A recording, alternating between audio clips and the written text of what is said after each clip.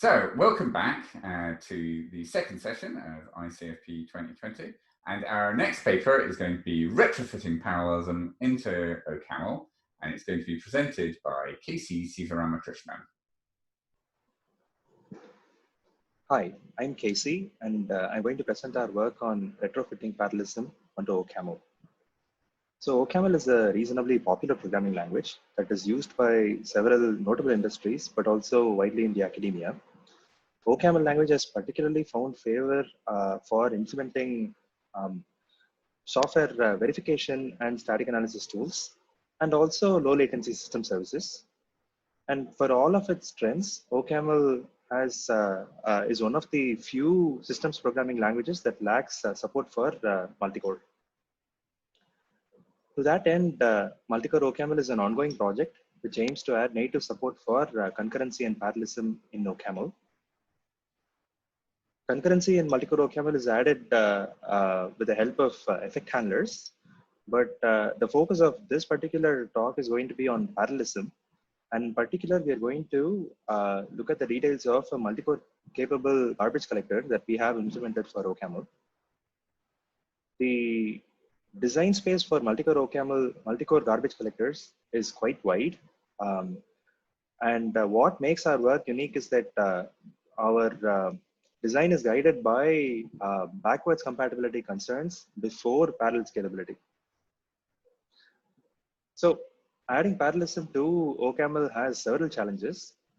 OCaml has millions of lines of code in production that have been written without explicit parallelism in mind.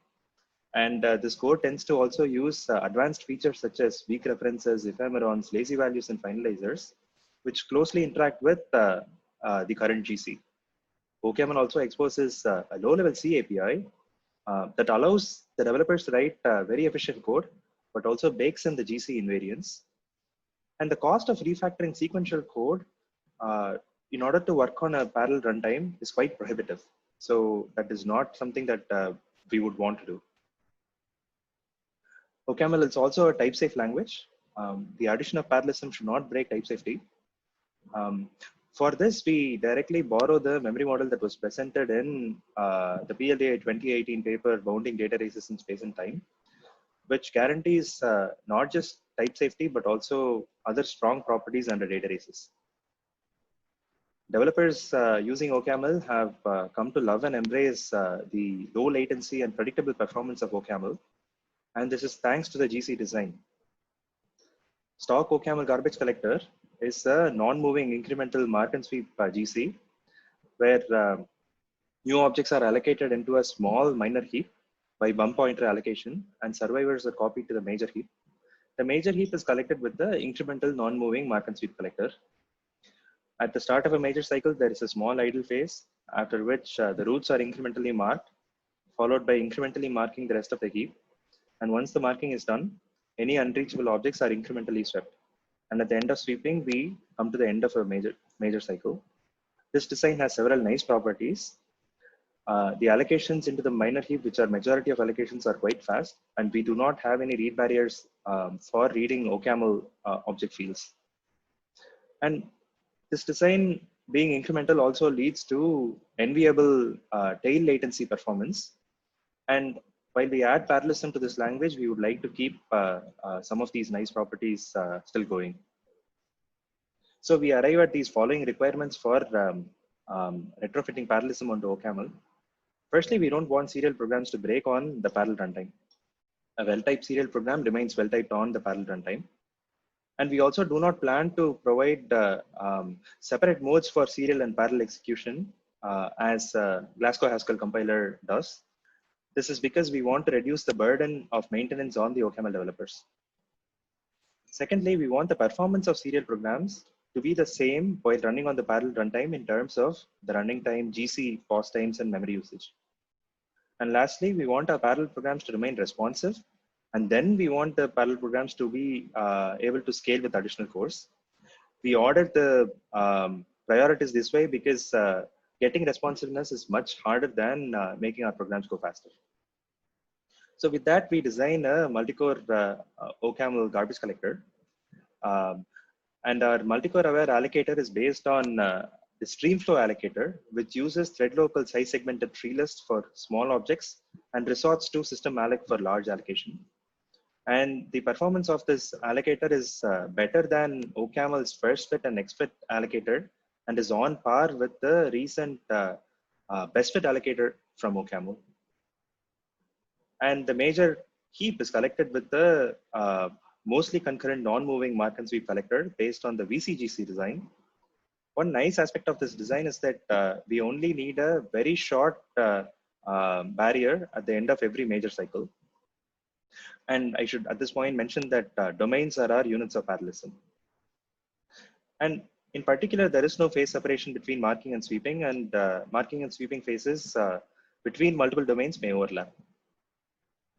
One of the major contributions in this paper is extending this design to support a variety of additional features such as weak references, ephemerons, two different kinds of finalizers, fibers, lazy values, and so on. Ephemerons are particularly tricky to get efficiently implemented in the concurrent multicore GC. Ephemerons themselves are generalization of weak references, and the property that they bring in is they introduce conjunction in the reachability property of OCam for objects in the heap. And this requires multiple rounds of ephemeron marking and also marking the heap in order to reach a fixed point. And in this work, what we've shown is we can implement a cycle delimited handshaking algorithm in order to perform the ephemeron marking without requiring a global barrier. The two different kinds of finalizers in OCaml also need two barriers, one barrier each. And in the worst case, we need 3 barriers per cycle, a major cycle. And because this design is quite tricky, we verified a model of this design in the spin model checker. Next, we come to the issue of what to do about minor GCs. Our initial design was based on Doležeľova 93 collector, which uses a minor heap per domain, but it's lazier on the lines of the GHC collector from Marlowe and Peyton-Jones 2011. So so this particular design has an invariant that there are no pointers between two minor heaps, and this allows each domain to be independently garbage collected. And unlike the original Doležeľova design, we allow pointers from the major to the minor heap. And the reason why we allow this is twofold. First, it prevents eager promotion, right? So early promotion is a problem where you point to an object which is promoted, which would otherwise have not been if you hadn't established this pointer. And this also mirrors the sequential behavior. And unfortunately, what this does is a particular domain may follow a pointer from the major to the minor heap to a remote minor heap. And this would break the invariant that we had. So what we instead do is insert a read barrier on reading OCaml object fields, which detects whether the result of the read is going to be a value in a remote minor heap, in which case the domain sends a interdomain interrupt requesting the target domain to promote the object, which in turn might perform a local minor garbage collection. And then the execution proceeds. Recall that I had mentioned that OCaml does not have read barriers, and now this design has introduced read barriers. So the first challenge is that we need these read barriers to be implemented efficiently for performance backwards compatibility.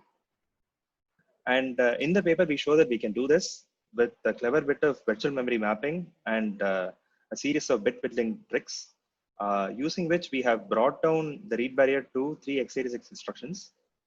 And a proof of correctness of this is available in the paper.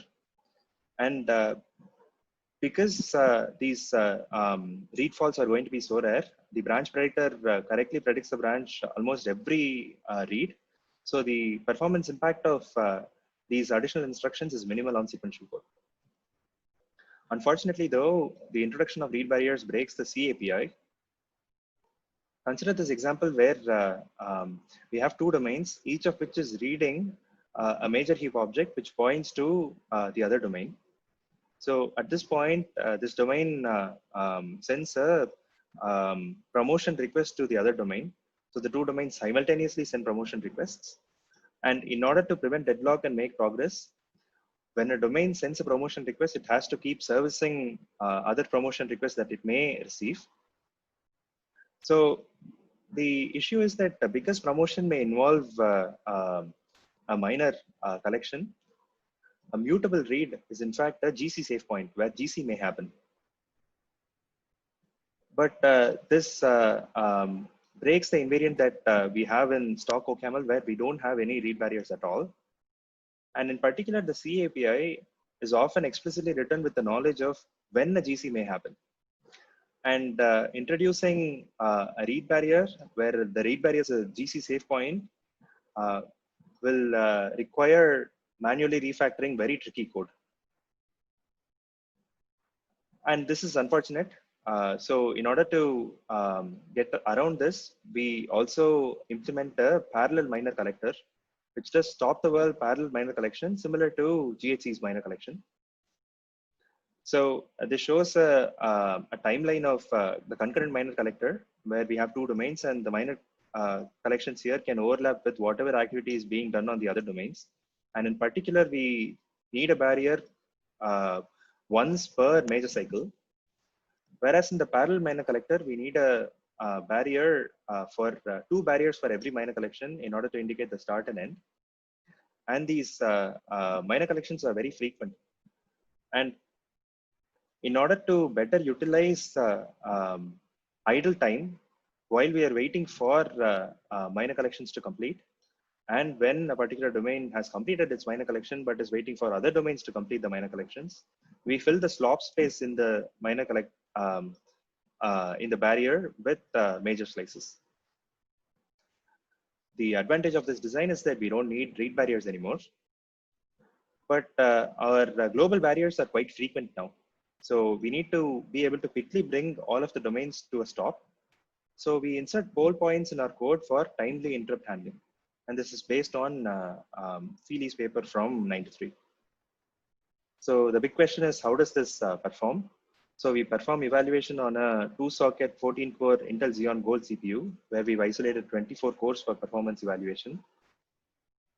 And we observe that the sequential throughput is comparable to OCaml. Compared to stock OCaml, concurrent minor was 4.9% slower and parallel minor was 3.5% slower. These overheads are quite reasonable. And the reason why concurrent minor is slower than parallel minor is the additional instructions for read barriers. But we also observe that both concurrent minor and parallel minor use much lower peak memory than stock OCaml. This is because our allocator is much more efficient in reducing fragmentation. So this gives us promise that we can relax the memory bounds in order to get better running times. And we also observe that our sequential GC pause times are on par with OCaml. These results and more details are available in the paper. Next, we look at parallel scalability. The graphs here show the scalability, the speed up of each of the benchmarks with respect to a sequential baseline. Overall, we see that the two variants perform similarly, except a few notable differences. On a few benchmarks, concurrent minor really suffers due to read faults, where just performing a read requires sending an interrupt, requesting the other domain to promote, that domain promotes, while the domain which read faulted is idly waiting. And we also see other cases where the unbalanced allocation leads to inopportune minor GCs in parallel minor, which causes scalability issues. We also observed that the parallel GC latency was roughly similar between parallel minor and concurrent minor. And in our minds, parallel minor wins over concurrent minor, because firstly, it doesn't break the C API, and it performs almost similarly up to 24 cores. And OCaml 5.0, which will have multi-core support, will use parallel minor. We may revisit concurrent minor later for a time when commodity machines will have lot of cores than they do now. I'll stop here. Thank you.